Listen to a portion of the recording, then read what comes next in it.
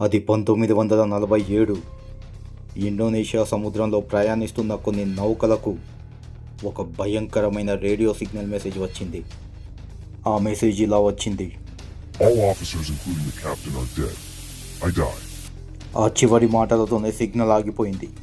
ఆ ప్రాంతంలో ఉన్న డచ్ మరియు అమెరికన్ నౌకల సిబ్బంది ఒక్కసారిగా షాక్ అయ్యారు. ఆ సిగ్నల్ విన్న సమీప నౌక అమెరికన్ షిప్ సిల్వర్ స్టార్ వెంటనే దాని దిశగా బయలుదేరింది. ఆ రేడియో సిగ్నల్ లొకేషన్ను ట్రాక్ చేస్తూ అసలు ఆ మెసేజ్ ఎక్కడి నుంచి వచ్చిందో కనుగొన్నారు.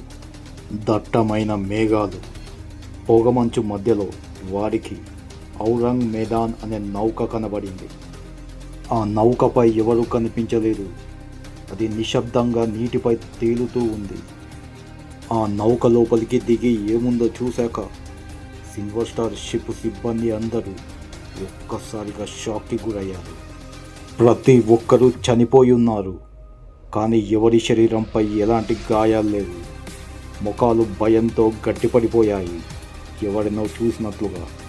రెస్క్యూ టీమ్ ఆ డెడ్ బాడీస్ని పరిశీలిస్తుండగానే సడన్గా ఉన్నట్టుండి ఆ షిప్పులో మంటలు చెలరేగాయి.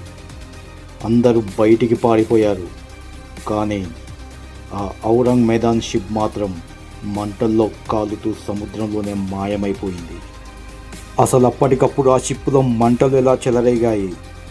ఆ సిబ్బంది మరణం వెనుక ఉన్న అసలు కారణం ఏంటి? ఇప్పటికీ ఇది ఎవరికి అంతుపట్టని మిస్టరీగానే మిగిలిపోయింది. ఈ ఘటనపై మీ అభిప్రాయం ఏమిటి? కింద కామెంట్స్లో చెప్పండి. మరిన్ని మిస్టరీ షార్ట్స్ కోసం మా వర్సటైల్ స్పేస్ ఛానల్ను సబ్స్క్రైబ్ చేసుకోండి. పక్కనే ఉన్న బెల్ ఐకాన్ క్లిక్ చేయండి. Thank you.